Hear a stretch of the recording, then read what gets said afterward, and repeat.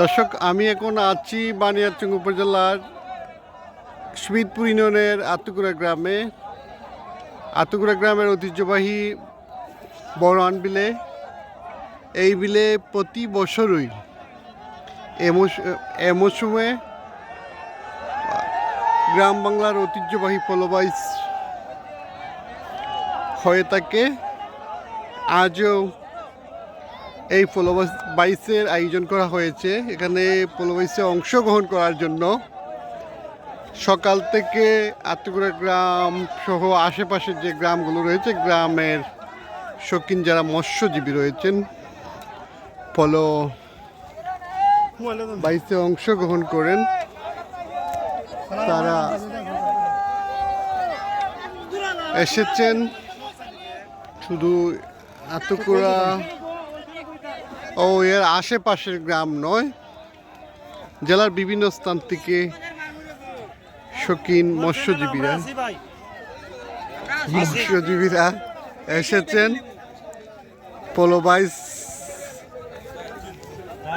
পলোবাইসে অংশগ্রহণ করার জন্য। শত শত পলো নিয়ে তারা মাছ শিকারে যাবেন। এখন কিছুক্ষণের মধ্যেই মাছ শিকার শুরু হবে। ঐতিহ্যবাহী এই আতুকুরা গ্রামে যুগ যুগ ধরে এই পলোবাইস হয়ে আসছে। গ্রামবাসীরা এই পলোবাইস আয়োজন যখন করেন, এর আগে সবাই বসে একটা নির্ধারিত তারিখ ঠিক করেন, তারপর পলোবাইস অনুষ্ঠিত হয়। এই বিলে পলোর পাশাপাশি যারা মাছ শিকার করেন, তারা শুধু পলোই নয়, মাছ শিকারের যে সামগ্রী রয়েছে, যেগুলো দেয়া শিকার করেন তারা, জাল, পলো, আরও বিভিন্ন মৎস্য শিকারের যন্ত্রপাতি, সেগুলো দিয়ে তারা মূলত বিলে মাছ শিকারে নামেন। পানি অনেকটা বেশি নিয়েছেন যারা পলোবাইসে অংশগ্রহণ করেন, তারা মূলত এখন তারা পলো নিয়ে নেমে গেছেন মাছ শিকারের উদ্দেশ্যে। আমি দেখানোর চেষ্টা করছি ঐতিহ্যবাহী পলোবাইস। শত শত পলো নিয়ে নেমেছেন পলোবাইসে অংশগ্রহণকারীরা।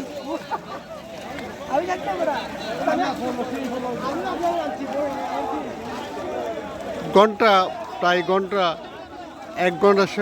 এক থেকে দেড় ঘন্টার সময় তারা থাকবেন পলো নিয়ে বিলের মধ্যে। শীতের মধ্যে তারা শীত উপেক্ষা করে মূলত এই পলোবাইসে তারা অংশগ্রহণ করছেন। নামার পরই অনেকে তাদের পলোতে মাছ শিকার করতে পেরেছেন বলে জানিয়েছেন। এই হলো দৃশ্য পলোবাইস শত বছর ধরে এই বিলে অনুষ্ঠিত হয়ে আসছে। ওই একজন মাছ শিকার করে ফেলেছেন, বোয়াল মাছ শিকার করছে। বোয়াল মাছ একজন পলোওয়ালা বোয়াল মাছ শিকার করতে পেরেছেন। আরেকজন দেখা যাচ্ছে মাছ শিকার করেছেন এই বিলের মধ্যে।